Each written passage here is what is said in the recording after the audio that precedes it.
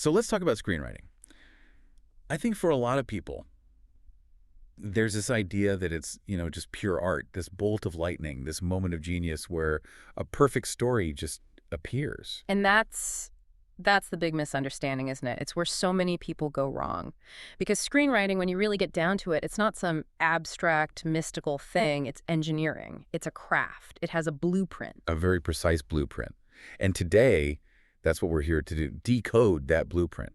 We're leaning heavily on what might be the single most important book ever written on this, Screenplay, The Foundations of Screenwriting by Syd Field. Yeah, when that book came out, it was an absolute sensation. And it's because, for the first time, it gave writers a vocabulary, a defined structure for something that felt so out of reach. I mean, the people who praised it were huge, right? Oh, absolutely. Frank Pearson, who won an Oscar for Dog Day Afternoon, said it made the craft understandable for novices. And David Cope, Spider-Man, War of the Worlds, he said you have to read it, even if it's just to learn the rules you're eventually going to break. So that's our mission for you today. We're going to distill those essential rules of story architecture, the scaffolding that holds up basically every successful movie.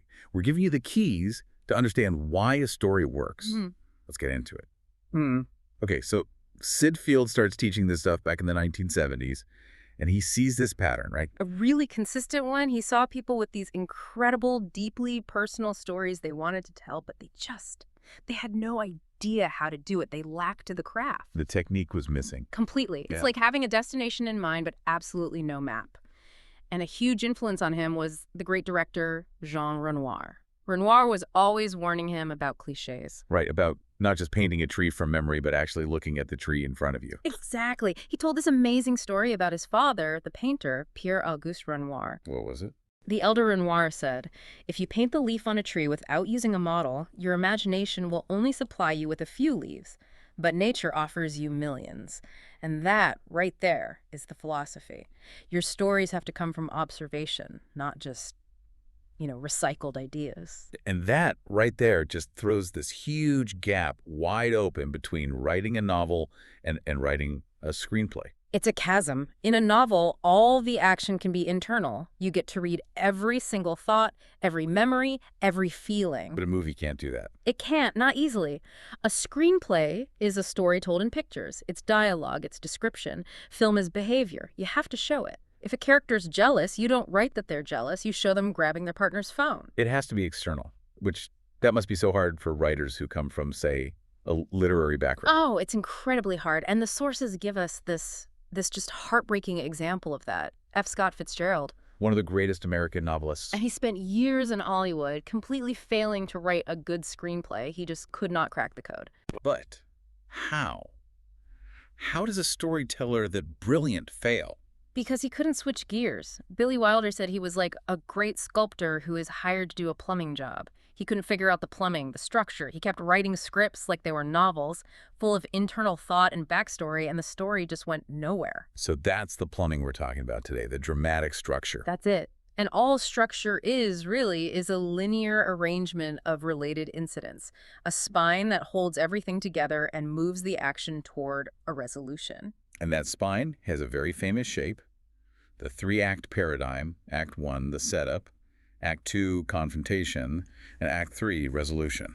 Exactly. Act 1 is your first, say, 20 to 30 pages. You're setting up the character, the world, the premise. Then you hit Act 2, the confrontation. That's the long middle part, maybe 60 pages. 60 pages is a lot. How do you stop that from just dragging? Well, that's where the most important rule of thumb for pacing comes in. Every writer has to know this. 1 page of script equals roughly 1 minute of screen time. Rough. Right. It's not a law. You look at something like Lord of the Rings, The Fellowship of the Ring, that script was only 118 pages, but the movie is over 3 hours long. But as a guideline, it forces you to be efficient. And efficiency is key, especially at the beginning. The sources are pretty blunt about this. You don't have long to hook a reader. You have 10 pages. That's it. Period. If you haven't established your main character, your premise, and the situation in 10 pages, you're done. They're moving on. You think about a movie like American Beauty. How fast does that happen? Instantly. I mean, within 2 pages, you hear Lester Burnham's voiceover. Hello. My name is Lester Burnham. In less than a year, I'll be dead. In a way, I'm dead already. Wow. And just like that, you're in. You know the character, the stakes. the whole premise. He has to get his life back before he loses it for good. It's just brutally efficient storytelling. If that setup was buried on page 25, the script would never get read. Okay, but even a great 10-page opening needs something to push it forward. It needs an engine. And that engine is what Field calls dramatic need. Which is just Right. what the main character wants. Right. What they're trying to win or get or achieve. Precisely. It's the core motivation that drives every single action they take. In Lord of the Rings, Frodo's dramatic need is crystal clear. Take the ring to Mount Doom and destroy it. The entire story is about the obstacles standing in the way of that one goal.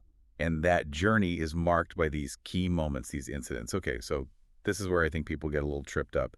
Let's break down the difference between the inciting incident and what Field calls plot point on. Good question. The inciting incident is the spark. It's the little thing that kicks the story off.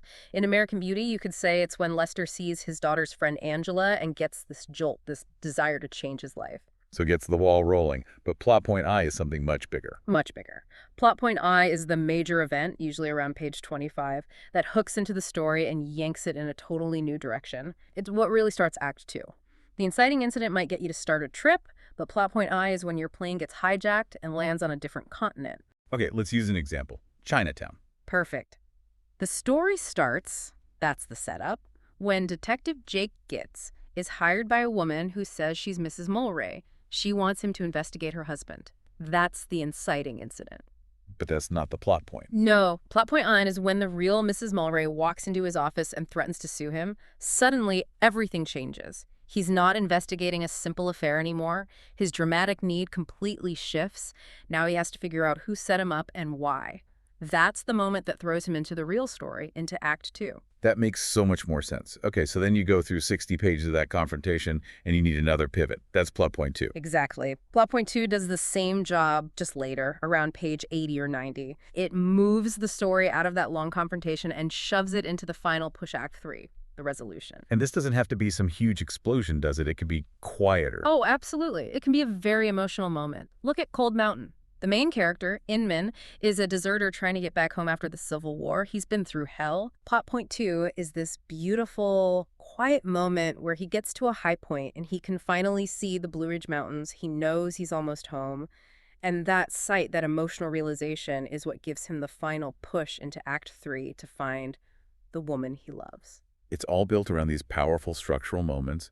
But of course, the structure is nothing without the people inside it, the characters. Right.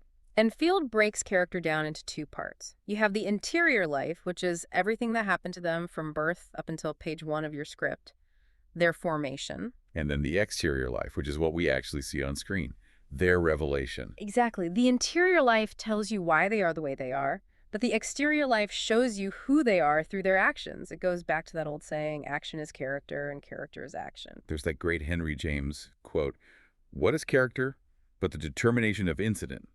And what is incident but the illumination of character?" That's the whole thing in a nutshell. The choices your character makes determine the incidents of the plot, and those incidents, in turn, reveal who the character truly is. You see that so clearly in a film like Selma and Louise. Oh, absolutely. They start off on this fun little road trip. That's the setup. But then you get plot point I, Louise, kills the man who assaults Thelma. That is an incident that completely illuminates their characters. It reveals this capacity for resistance and freedom that they didn't even know they had, and it defines the rest of their journey. So to make those choices feel real, you have to understand what's going on inside them. Right. And Field talks about 2 things, point of view and attitude.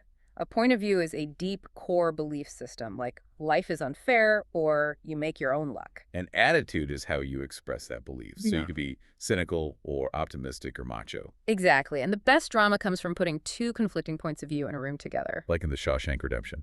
The perfect example. You have Red, who's been in prison for decades. His point of view is, hope is a dangerous thing. Drives a man insane. It's a belief he's earned through bitter experience. Then you have Andy, who has the complete opposite point of view. Andy's point of view is that there's a small place inside of us they can never lock away, hope. That conflict, that clash of belief systems between them, is the entire emotional heart of that movie. It drives everything. Okay, so let's get into the really practical tools. Yeah. And this This is the one that writers, especially new writers, tend to hate at first. Oh. You have to know your ending before you start writing. Wait, really? But doesn't that take all the fun out of it? Doesn't that kill the spontaneity of discovering the story as you go? That's fine for a novel, but for a screenplay, it's a structural necessity. The story is always moving toward a destination. If you don't know if your character lives or dies, or if they achieve their goal, how can you possibly know which scenes to write? The end dictates the beginning. And the power of that is, I mean, you can see it in Chinatown. Robert Towne, the screenwriter, he actually wrote different endings. He did. His first draft was, a bit more hopeful, just as kind of won in the end. But the final decision he made was to let Noah cross the monster at the heart of it all, to just walk away free. Gitz, the hero, is completely defeated. Which is just a gut punch of an ending. It's devastating. But once he chose that ending, the whole movie clicked into place. That bleak resolution became the theme of the film. The famous last line, "Forget it, Jake, it's Chinatown," only works because the ending proves that the rich and powerful can get away with anything. That destination informed every single scene that came before it. So every scene has to point toward that ending. And Field has a rule for scenes too, right? A golden rule. Every single scene must do two things. One, it has to move the story forward. And two, it has to reveal information about the character. If it doesn't do both, it's out. It's dead weight. Cut it. Think about that family dinner scene in American Beauty. The setting is perfect, like a Norman Rockwell painting. Beautiful lighting, nice music. That's the exterior. But what actually happens is a disaster. It's awful. The mom is nagging, the daughter's complaining, the dad's being passive-aggressive. The scene moves the plot forward by showing us this family is falling apart, and it reveals the unique misery of each character through their actions. It does both jobs perfectly.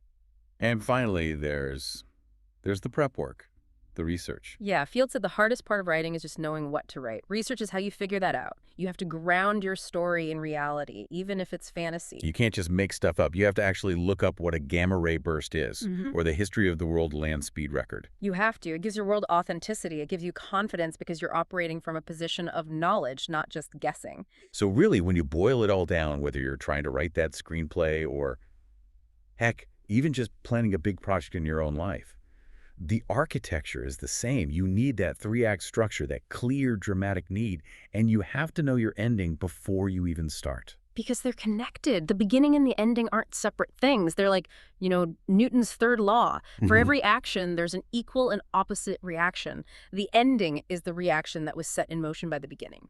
That relationship between the destination and the start line is fascinating. And it makes me think, if the core problem Field saw was that people knew what they wanted to say, but not how to structure it, what's the first structural element in your own life that's dictating your current narrative? What was the incident that kicked off your act two? So let's talk about screenwriting.